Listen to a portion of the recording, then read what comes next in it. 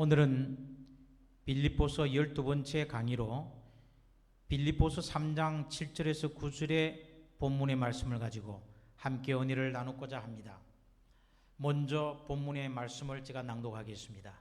그러나 무엇이든지 내게 유익하던 것을 내가 그리스도를 위하여 다 해로 여길 뿐더러 또한 모든 것을 해로 여기면 내 주 그리스도 예수를 아는 지식이 가장 고상하기 때문이라. 내가 그를 위하여 모든 것을 잃어버리고 배설물로 여기면 그리스도를 얻고 그 안에서 발견되려 함이니. 세번역 성경은 이 본문의 말씀을 이렇게 번역하였습니다. 그러나 나는 내게 이루었던 것은 무엇이든지 그리스도 때문에 해로운 것으로 여기게 되었습니다. 그뿐만 아니라 내 주 예수 그리스도를 아는 지식이 가장 고귀하므로 나는 그 밖에 모든 것을 해로 여깁니다. 나는 그리스도 때문에 모든 것을 잃었고 그 모든 것을 오물로 여깁니다. 여러분, 정말로 돈, 명예, 권세 등을 배설물처럼 모두 버려야 할까요? 너무나 부담스러운 말씀입니다. 성도들 중에는 이 성경 구절 때문에 고민하는 분들이 많을 것입니다. 본문의 말씀을 잘 살펴보면 모두 버린다는 말이 아닙니다. 버린 것만 있는 것이 아니라 얻은 것도 있습니다. 8절과 9절을 읽겠습니다. 나는 그리스도 때문에 모든 것을 잃었고 그 모든 것을 오물로 여깁니다. 나는 그리스도를 얻고 그리스도 안에 있는 사람으로 인정받으려고 합니다. 여기 그리스도 때문에 모든 것을 잃어버렸다고 하고 또 그리스도를 얻었다고 말하고 있습니다. 이런 것이 있는 반면에 얻은 것도 있습니다. 사도 바울은 세상에 모든 유익한 것을 배설물처럼 버렸습니다. 그가 어떤 것들을 버렸습니까? 4절에서 6절을 보면 바울은 자신의 자랑할 만한 외적 조건 7가지를 나열하고 있는데 그것을 모두 버렸습니다. 첫째로 8일 만에 할례받은 것을 버렸습니다. 할례받았다는 것은 아브라함의 후손으로서 선택받은 백성이라는 뜻인데 그것을 버렸다는 것입니다. 둘째는 바울은 이스라엘 족속인데 이것을 버렸습니다. 바울은 민족적 정통성을 버리고 이방인의 사도가 되었습니다.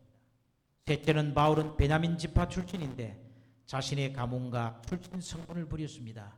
넷째는 바울은 히브리인 중에 히브리인인데 자신의 혈통을 버렸습니다. 다섯째는 율법으로는 바리새인이라는 것을 버렸습니다.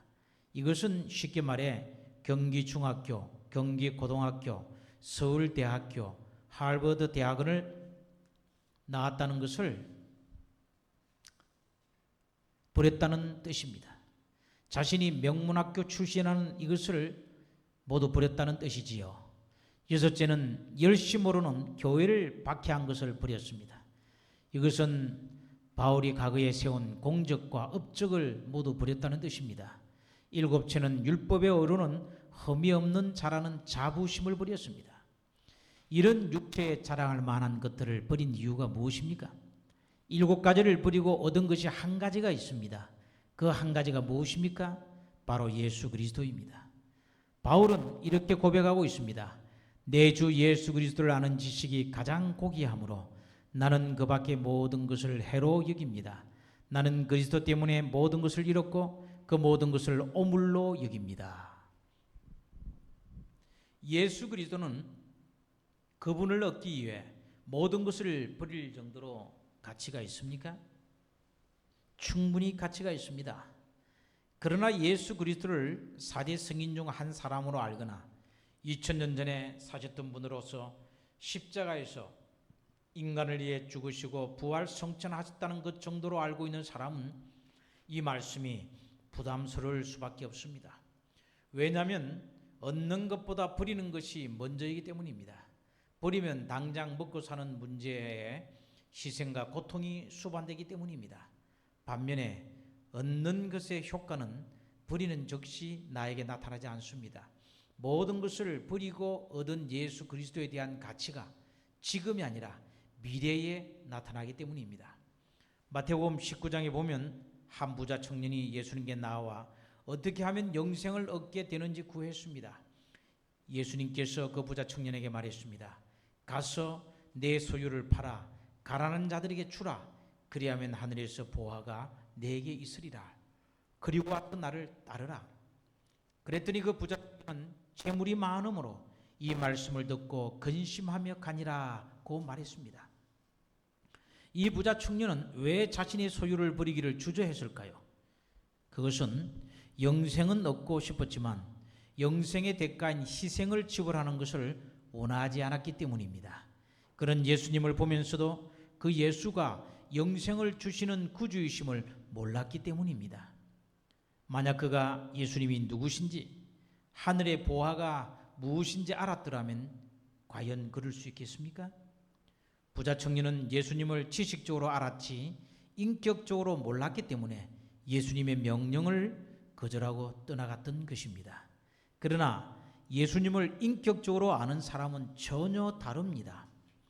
가룟 유다를 제외한 11명의 제자들은 예수님 가까이서 예수님이 누구신지 인격적으로 알았습니다. 그들은 예수님을 체험했습니다. 그래서 예수님이 나를 따라오라고 부르셨을 때 모든 것을 버리고 예수님을 따를 수 있었습니다. 사도 바울은 다메섹 도상에서 예수님을 만난 후 그가 핍박하던 예수님이 메시아임을 깨달았습니다. 그런 자신이 그토록 자랑스럽게 여겼던 육체적 자랑거리 7가지를 배설물처럼 버리고 예수 그리스도를 얻었습니다. 이 교환에 대하여 그는 괴로워하거나 부담스러워하거나 아까워하거나 억울해하거나 슬퍼하지 않았습니다. 바울은 오히려 갈망했고 기뻐했고 감사했던 것입니다. 그는 수지 맞은 사람처럼 보입니다. 사도 바울이 예수님을 인격적으로 알았기 때문에 이런 일이 가능했던 것입니다. 누가복음 19장에 보면 예수님이 여리고에서 세리장 삭개오를 만나는 이야기가 나옵니다. 예수님이 뽕나무에 올라가 있던 삭개오를 향해 삭개오야 어서 속히 내려오너라. 내가 오늘 내 집에 유하게 하겠다고 말씀을 하시자 삭개오는 뽕나무에서 내려왔습니다. 그리고 예수님께 이렇게 약속을 합니다. 주여 보시옵소서.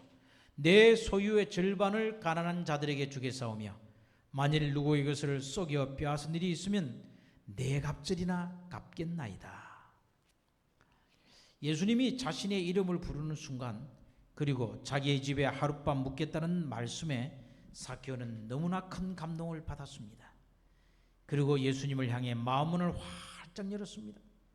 왜냐하면 삭개오 집에 하룻밤 묵겠다는 말씀은 삭개오를 친구로 여겨주시겠다는 말씀이기 때문입니다.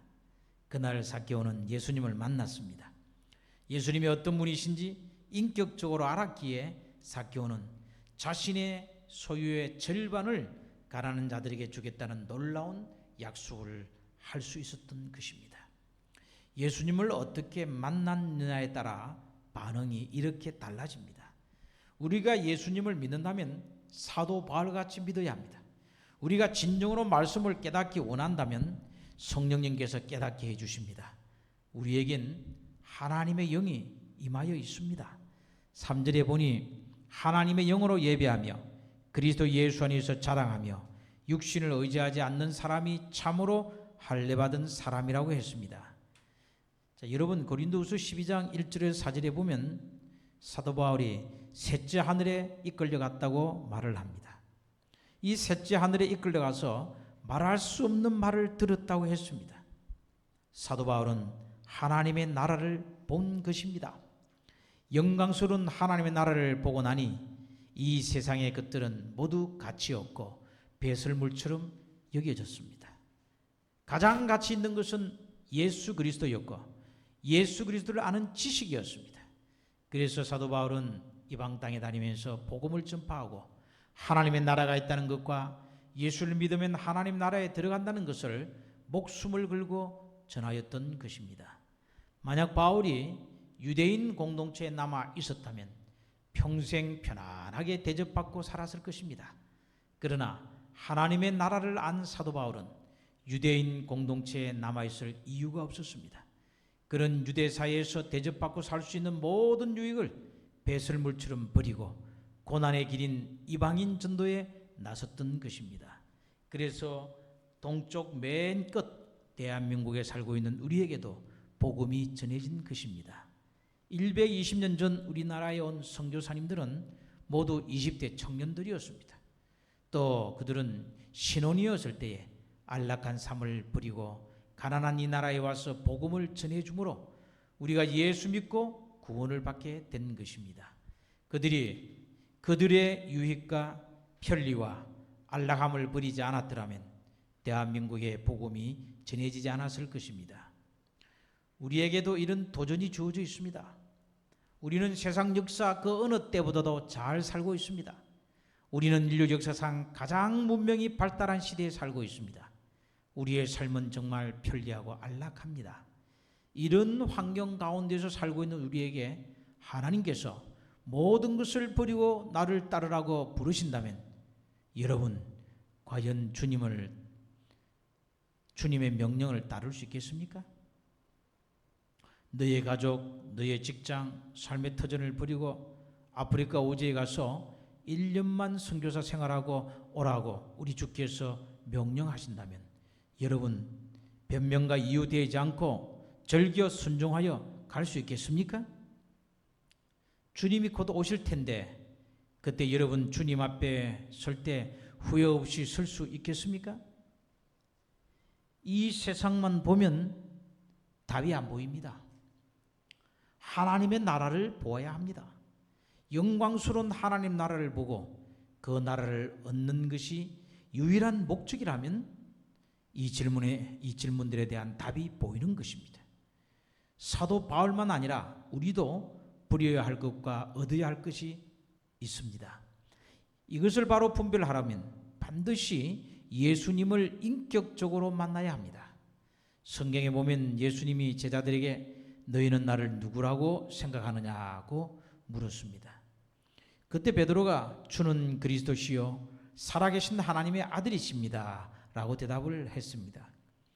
예수님은 요한의 아들 시몬아 너는 정말 복되구나. 너에게 그것을 알려주신 분은 사람이 아니라 하늘에 계신 아버지시다 라고 말씀을 하셨습니다. 사람에게서 지식적으로 배운 것이 아니라 하나님의 영으로 가르침을 받은 자들은 예수님을 그리스도로 인격적으로 알고 체험적인 신앙을 하는 것입니다. 예수님을 체험한 신앙인들은 세상에서 자랑하고 선망하는 것들이 자연스럽게 배설물처럼 버려질 것입니다. 버리려고 노력해서 버려지는 것이 아니라 저절로 벌어지는 것입니다. 왜냐하면 예수님과 깊은 인격적인 만남을 가졌기에 그 예수님을 아는 지식이 가장 가치 있고 고상한 것을 체험하였기 때문입니다.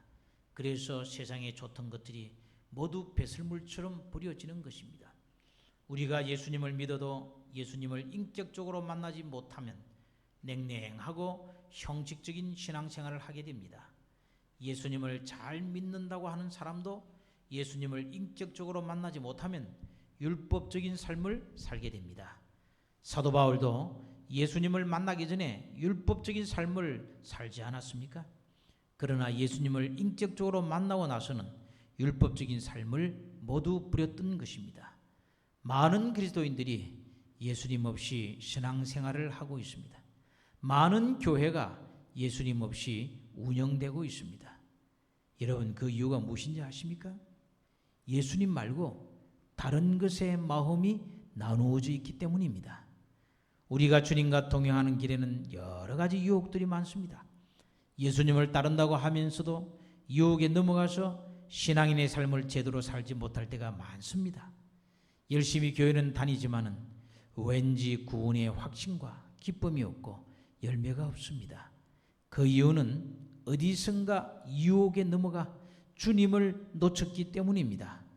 세상은 계속 더 가지라고 말합니다. 많이 가진 자가 성공한 자요 승리한 자라고 말합니다. 그러나 우리 주님은 우리에게 계속 버리라고 말씀하십니다. 더 많이 버린 자가 영적으로 성숙한 자요 더 많이 버린 자가 승리한 자라고 우리에게 말씀하고 계십니다. 결국 하늘나라에 들어가는 자들은 예수 그리스도와 구원에 필요한 지식 외에는 세상의 것들을 모두 버린 자들입니다. 몸을 가볍게 한 자들만이 하늘로 성천하기 쉽습니다. 성도 여러분, 예수 그리스도 외에는 버리는 연습을 날마다 하도록 하십시다. 예수님 외에 필요 없는 것들을 다 정리하도록 하십시다. 우리가 이렇게 하는 것은 가장 소중한 것인 예수님을 더 깊이 알기 위해서입니다. 만약 세상의 것들을 버리지 않는다면 온갖 것들이 나에게 들러붙어서 결국 예수님을 따라가지 못하게 할 것입니다. 내 인생에서 예수님 한 분이면 충분하다, 예수님 한 분으로 만족한다, 이것이 우리의 표가 되도록 하십시다. 물질을 의지하지 말고 오직 예수 그리스도만 의지하는 성도 여러분들 되시기를 간절히 바랍니다. 물질을 의지하고 세상의 좋은 것들을 탐하고 얻기 위해 노력한다면 나도 모르게 서서히 예수님에 대한 사랑이 식어지고 하늘나라 소망은 사라지게 될 것입니다. 우리 교회의 모든 성도들이 예수님만 바라고 예수님만으로 만족하고 예수님이 유일한 기쁨과 행복이 되기를 소원합니다. 성도 여러분, 항상 여러분의 신앙생활을 점검해 보시기 바랍니다. 그렇지 않는다면 여러분의 마음은 자신도 모르게 편안하고 편리하고 보기 좋은 것에 익숙해져 갈 것입니다.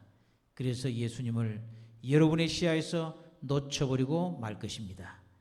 이 시대의 편리함과 부함이 우리에게 축복만은 아닙니다. 이것은 오히려 우리에게 영적 독이요 저주가 될 수 있습니다. 예수 그리스도는 부자교회 라우디게아 교회에 무서운 책망을 하고 계십니다. 요한계시록 3장 17절의 말씀입니다. 내가 말하기를 나는 부자라 부유하여 부족한 것이 없다 하나 내 공고한 것과 가련한 것과 가난한 것과 눈먼 것과 벌거벗은 것을 알지 못하는도다. 계시록 3장 16절입니다. 내가 이같이 미지근하여 뜨겁지도 아니하고 차지도 아니하니 내 입에서 너를 토하여 버리리라. 여러분은 예수님을 알고 더 깊이 하나가 되기 위해서라면 불편함도 힘든 것도 마다하지 않을 수 있겠습니까? 예수님과 함께라면 찬바람 부는 빈들에 혼자 나설 수 있습니까? 모든 관계, 모든 소유 다 버리라는 말은 아닙니다. 주님이 버리라고 하시면 버려야 하지만 그것을 의지하지 말라는 것입니다. 저도 목사이지만 사랑과 건물과 재정을 의지하지 않으려고 합니다. 오직 말씀과 기도로 예수님을 더욱 의지하려고 합니다. 만물의 마지막이 가까운 이 시점에서 우리는 무엇보다도 예수님과의 인격적인 관계, 예수님과의 친밀함을 사모해야 합니다. 지금부터라도 예수님과의 친밀한 삶을 훈련하도록 하십시다. 더욱 말씀을 사모하고 더욱 기도에 매진하도록 하십시다. 마지막으로 이야기 하나 하고 마치겠습니다. 공자가 조카 공멸에게 이렇게 물어보았다고 합니다. 너 벼슬에서 얻은 것이 무엇이고 이런 것이 무엇이냐? 이렇게 물었어요. 그때 공자의 조카 공멸이 그 물음에 이렇게 대답을 했습니다. 얻은 것은 없고 잃은 것만 세 가지가 있습니다. 첫 번째는 이리 마라 공부를 하지 못했고, 두 번째는 녹봉이 적어 친척을 돌볼 수 없었습니다. 세 번째는 공부가 다급하여 친구들과 관계가 소원해졌습니다. 공자가 같은 뱃을 앓고 있던 복자천이라는 사람에게도 물어보았습니다. 자네 벼슬에서 얻은 것이 무엇이고 잃은 것이 무엇인가? 그때 이 복자천이 공자에게 이렇게 대답을 했습니다. 잃은 것은 없고 얻은 것만 세 가지가 있습니다. 첫 번째는 예전에 배운 것을 날마다 실천하여 학문이 늘었고, 두 번째는 녹봉은 적지만 이를 아껴 친척을 도왔기에 더욱 친근해졌습니다.